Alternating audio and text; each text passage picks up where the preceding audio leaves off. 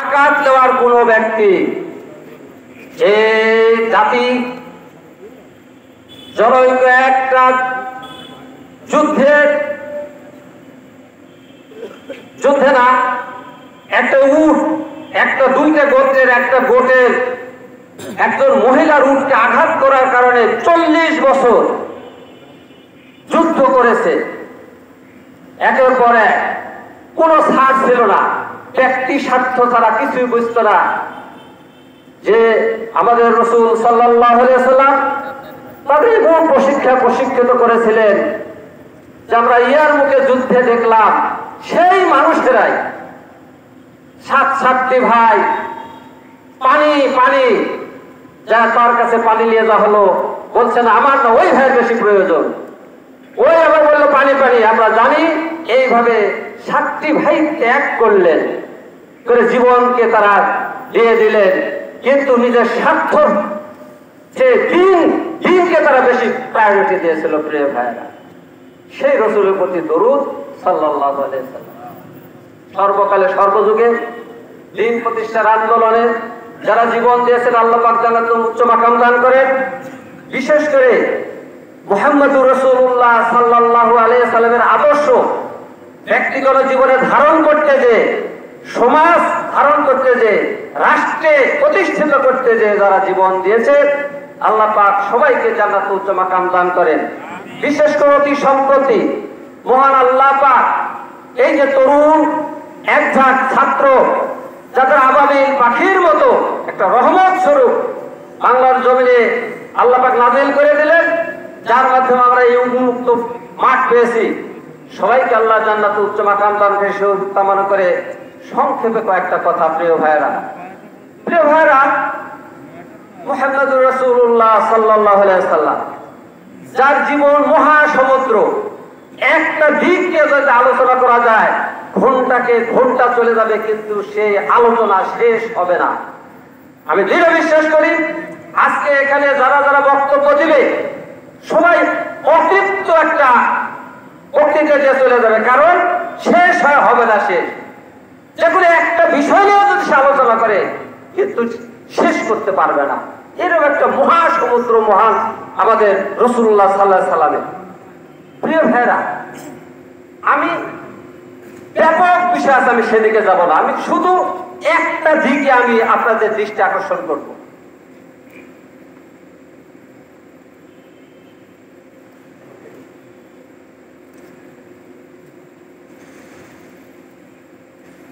আল্লাহর রাসূল পৃথিবীতে যখন আসলেন, এই আসার আগে ইহুদি যারা, তারা তাওরাত কিতাবে পড়লো যে এইরকম এক মহান মানব আল্লাহর পক্ষ থেকে বিশ্ব মানবতার একটা মুক্তি দূত আসবে, তার অনুসন্ধান তারা করতে লাগলো। তারা কি কিতাবে যখন পড়লো জানলো, তখন তারা আরব ভূখণ্ডে মদিনা এবং এই আশপাশে যেখানে আবির্ভাব হওয়ার তার সম্ভাবনা, তারা কিন্তু বিশ্বের বিভিন্ন জায়গা থেকে সেখানে এসে বসবাস শুরু করলো, যে এরকম একটা মহান ব্যক্তি আছে। খ্রিস্টানেরাও তাই, তারা তাদের ইনজিল গ্রন্থে যখন দেখতে পেল যে এরকম একটা মহামানব সর্বশেষ আল্লাহর অবতার আসবেন, আল্লাহর মহান দূত আসবেন, তার অনুসন্ধান তারা তখন থেকে শুরু করে দিল। হিন্দু ধর্মেও বিশেষ করে প্রাচীন আর্যদের যে ধর্ম ছিল, বেদে স্পষ্ট লেখা ছিল যে কলিযুগে এমন এক অবতার আসবে, তার নাম হবে ওই যে প্রশংসিত, সংস্কৃত নাম নরসংশয় নাকি এরকম একটা শব্দ আছে, যার নাম হচ্ছে আহমদ বা মোহাম্মদ, প্রশংসিত। এবং মা আমিনার কোথাও সংস্কৃত ভাষায় সেখানে লেখা ছিল যে তার মায়ের নাম হবে এই, পিতার নাম হবে এই, একটা মিলে যাবো। তারাও এই মহান ব্যক্তির জন্য তারা পথ চেয়ে আসছিল, সেই ব্যক্তি আসবে, তাকে অনুসরণ করবে। আমি সেদিন একটা বই, আমি আগে জানা ছিল না,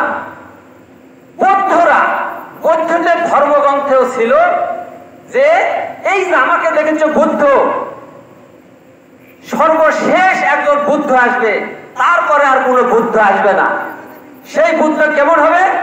সে হবে কল্যাণ এবং করুণাময়, অর্থাৎ এই যে রহমতুল্লিল আলামিন, এইটা যে তোমরা তাকে অনুসরণ করবে, তাহলে তোমরা পৃথিবীতে শান্তি পাবে, পথ খুঁজে পাবে।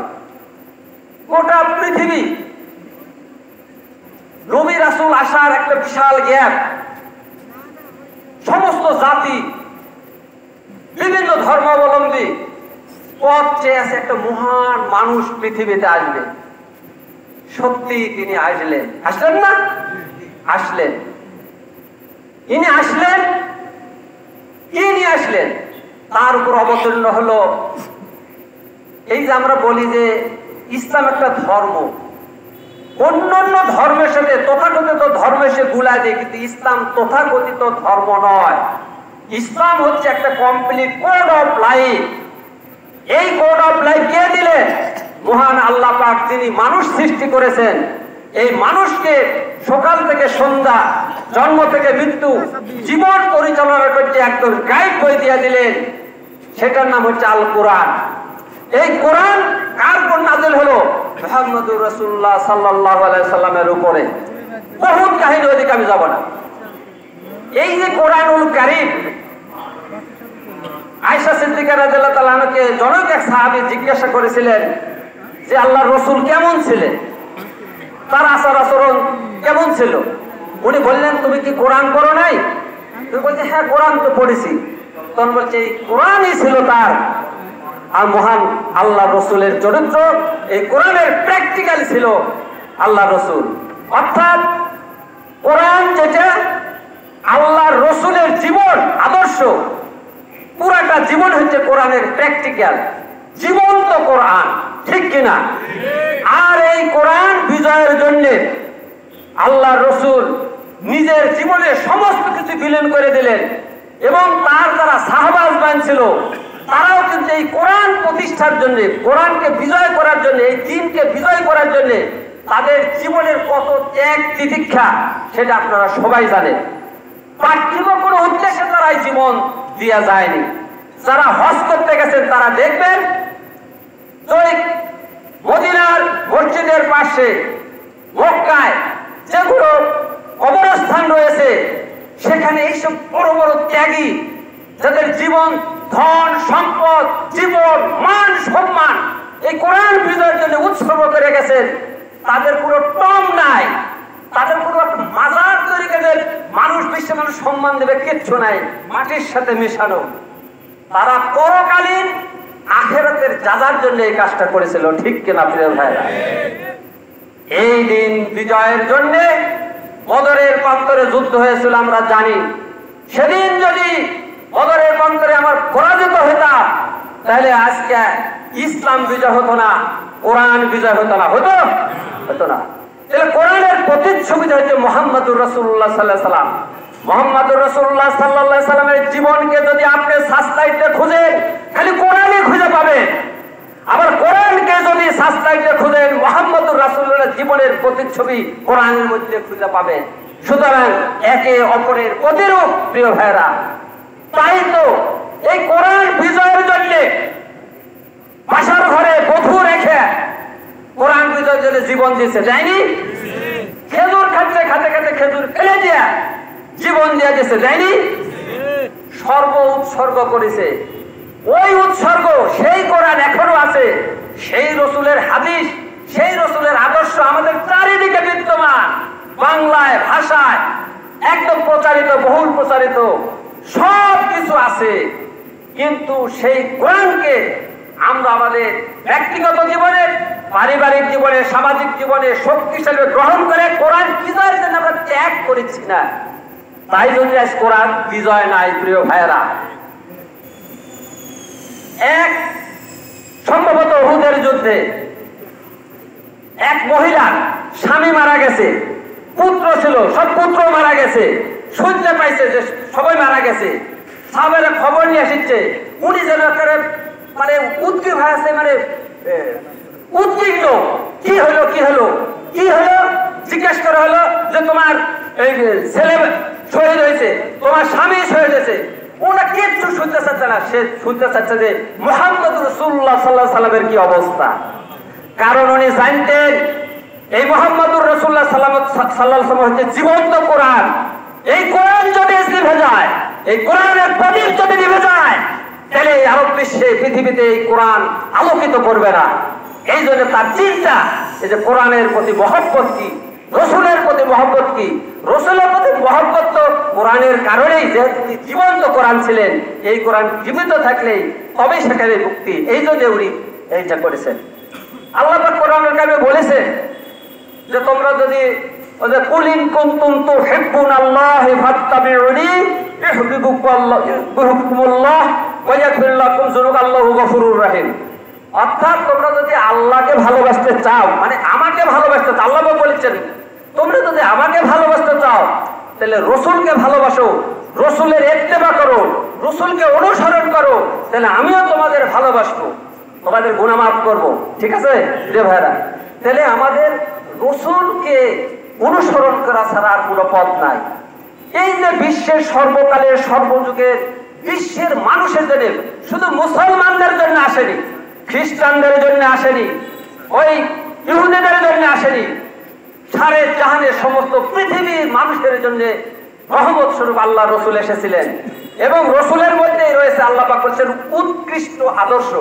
আদর্শ তো এমনি আদর্শ, কিন্তু উত্তম আদর্শ কার কাছে? মুহাম্মদুর রাসূলুল্লাহ সাল্লাল্লাহু আলাইহি ওয়াসাল্লামের কাছে। কিন্তু আমরা আজ মুসলিম জাতি এত হতভাগা, এত হতভাগা। এই আদর্শ আমাদের কাছে থাকার পরেও আমরা আদর্শ খুঁজতে যাই ওই পাশ্চাত্যে, আমরা আদর্শ খুঁজতে চাই প্রাচ্যে, আমরা আদর্শ খুঁজতে চাই কমিউনিজমে, আমরা আদর্শ খুঁজতে চাই ধর্ম নিরপেক্ষতাবাদে, আমরা আদর্শ খুঁজতে চাই জাতীয়তাবাদে। কিন্তু বিশ্বের শ্রেষ্ঠ আল্লাহ দ্বারা স্বীকৃত উত্তম আদর্শ আমাদের মাঝেই আছে। অথচ যখন আমি ব্যক্তি গঠন করছি, আমি যদি আদর্শ মানুষ ব্যক্তি হিসেবে গড়ে উঠতে চাই, তাহলে আল্লাহর রসুলের আদর্শ আমার ব্যক্তি জীবন গঠন করতে হবে। প্রিয় ভাইরা, আমি আমার পরিবারকে যদি আদর্শ পরিবার গঠন করতে চাই, তাহলে আল্লাহর রসুলের যেভাবে পরিবার গঠন করেছিলেন রসুলের আমাকে অনুসরণ করতে হবে। প্রিয় ভাইরা, আমি যদি সমাজকে একটা আদর্শ সমাজে পরিণত করতে চাই, উত্তম আদর্শ আদর্শিত করতে চাই, মুহাম্মদুর রাসূলুল্লাহ সাল্লাল্লাহু আলাইহি সাল্লামকে আমাকে অনুসরণ করতে হবে। আমি যদি একটা দুর্নীতি মুক্ত সুন্দর সমাজ, শান্তিময় সমাজ কায়েম করতে চাই, একটা রাষ্ট্র কায়েম করতে চাই, তাই মুহাম্মদুর রাসূলুল্লাহ সাল্লাল্লাহু আলাইহি সাল্লামকে আমাকে অনুসরণ করতে হবে। তবেই আদর্শ রাষ্ট্র প্রতিষ্ঠিত করা সম্ভব। আজকে যারা ওই যে জাতিসংঘে বসে আছে, গোটা পৃথিবীকে শান্তি আনার জন্য চেষ্টা করছে, তাদের আমি আজকের এই ময়দান থেকে বলতে চাই, মুহাম্মদুর রাসূলুল্লাহ সাল্লাল্লাহু আলাইহি সাল্লাম যে ইন্টারন্যাশনাল পলিসি অবলম্বন করেছিলেন, আপনারা ওই পলিসি অবলম্বন করেন, গোটা পৃথিবীতে শান্তি নেমে আসবে। প্রিয় ভাইয়েরা, এর কোনো বিকল্প পথ নাই। প্রিয় ভাইয়েরা, কবি বলেছিলেন দেখিতে গিয়েছি পর্বতমালা, দেখিতে গিয়েছি সিন্ধু, দেখা হয় শুধু ঘর হতে দুপা ফেলিয়া একটি ধানের শীষের উপরে একটি শিশুর বিন্দু। আমার হাতের কাছে কোরআন, আমার হাতের কাছে আল্লাহর রসুলের আদর্শ, অথচ আমি হাতের কাছে আছে, একে আমার দেখা হচ্ছে না। আমি উপন্যাস পড়ে পড়ে আমার জীবন শেষ করে ফেলেছি, বড় বড় বই পড়ে আমি সব শেষ করছি, কিন্তু আসল যে আদর্শ আমার কাছে আছে এই বইটা আমার পড়ার সময় হয় না। প্রিয় ভাইয়েরা, লালন ফকির যদি এখানে উদাহরণ না, কিন্তু উদাহরণ দেখছি। একটা গান বলেছিলেন যে লালন বলল জল পিপাসা থাকতে নদী মেঘ না, হাতের কাছে ভরা কলস তৃষ্ণা মেটে না। কোরআন আমার হাতের কাছে, রসুলের আদর্শ আমার হাতের কাছে, অথচ তৃষ্ণা মেটেছে না, তৃষ্ণা মেটেছে না, কারণ এটাকে আমি গ্রহণ করছি না। আমার এক পণ্ডিত স্যার বলেছিলেন, আসে বিদ্যা পুঁথিতে কি কাজে থুতিতে, পুঁথিতে বিদ্যা থাকলে হবে না, থুতিতে নিতে হবে, হৃদয়ে ধারণ করতে হবে। যদি এটা আমরা ধারণ করি তাহলে আগামী দিনে মুক্তি আসার সম্ভব। ঠিক আছে ভাইরা, আজকে সমাজে আমরা দেখতে পাচ্ছি আবু জেহেল আবুল আহাবের সরাসরি, কিন্তু সেখানে হামজা নাই, সেখানে আলী নাই। আজকে হিন্দার সরাসরি, কিন্তু সুমাইয়া নাই যারা আত্মত্যাগ করতে পারে। জনৈক একটা যুদ্ধে এক মহিলার তার পুত্রকে হত্যা করে কাফেররা একটু মায়া দয়া দেখানোর জন্য, একটু সিম্পাথি দেখানোর জন্য এসে তার কাছে চলে, এই দেখো তোমার মাথাটা দিলাম, তুমি একটু আদর করে দাও। তোমার ছেলে যুদ্ধে শহীদ হয়ে গেছে। ওই মহিলা কি করেছিলেন জানেন? এই চেঙ্গা দিয়ে ফেলা দিয়েছিলেন, চেঙ্গা দিয়ে ফেলা দিয়েছিলেন যে আমরা আল্লাহর রাস্তায় যেটা দিই সেটা আর কখনো ফেরত নেই না। আজকাল একটা বেটা আজকে শিবিরে দিতে ভয় পায়, ওরে বাবা যদি বিশ্ববিদ্যালয়ে বেড়ে যায় আখেরাত সমাজে চিত্রই জানা নাই। কোরআনের আলোয় আমরা আলোকিত হইনি, তাই আমার ওই একটা পুত্র সন্তান বলে দিনের আন্দোলনে যেতে চাই না, আমরা নিজেরাও ময়দানে ঝাঁপা করতে চাই না, ভয় করি সেই নন্দদুলালের মতো। একটা কবিতা আছে না, অনেকে আপনারা পড়ছেন। তো সর্বোপরি আমি আর একটা কথা, সেটা হলো দেখেন আমাদের কি ট্র্যাজেডি। যদি বলে আইনস্টাইন এই কথাটা বলেছে, এত ওজন মনে হয়, এত সক্রেটিস এই কথাটা বলেছে, হায় রে ওজন। ভারতের প্রেসিডেন্ট আবুল কালাম, এপিজে আবুল কালাম, তার মুক্তি শুনে আমার ভাই রে ওজন।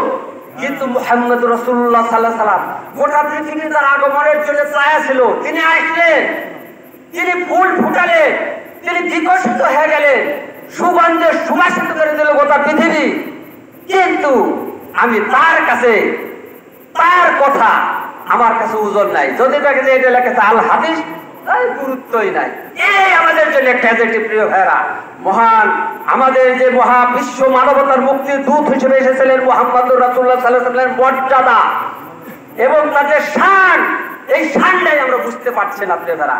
আসুন আল্লাহ রসুলের শান বুঝি, এই জীবন্ত কোরআনকে আমরা আঁকড়ায় ধরি, তার সুন্নাহকে এবং কোরআনুল কারীমকে আঁকড়ায় ধরি, এবং এই কোরআন দিয়ে যারা প্রতিষ্ঠিত করতে চায় সমাজে, তাদের সাথে আমরা একীভূত হয়ে যাই।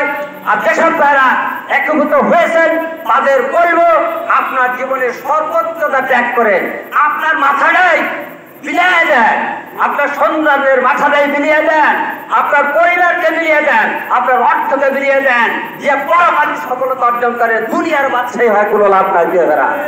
আল্লাহ পাক যেন সেই তৌফিক দান করেন। আমাদের নেতা যে ইচ্ছা নিয়ে হাসতে হাসতে ফাঁসির কাছে গেল, আমাদের এই প্রতিশোধ যেন কালেমার পতাকা বিজয় করে নেওয়া হয়। আমরা আশা করব আমরা সম্মিলিতভাবে আমরা প্রচেষ্টার মাধ্যমে, সীসা ঢালা প্রাচীরের মতো প্রচেষ্টার মাধ্যমে এবং আল্লাহর রসুলের আদর্শকে উত্তম আদর্শ হিসেবে গঠন করে আবার ব্যক্তিগত, পারিবারিক, সামাজিক এবং রাষ্ট্রীয় জীবনে প্রতিফলনের মাধ্যমে সেই দিন বিজয় দিক আরো সুগম করে দেব এবং কল্যাণ পতাকা বাংলার জমিনে একদিন উঠবে, সেই দিনে অপেক্ষায় রইলাম। সর্বশেষ মুসলিম আমি সংগ্রামী, আমি চিররণবীর, আল্লাহকে ছাড়া কাউকে মানি না, নারায়ে তাকবীর। আসসালামু আলাইকুম। ধন্যবাদ।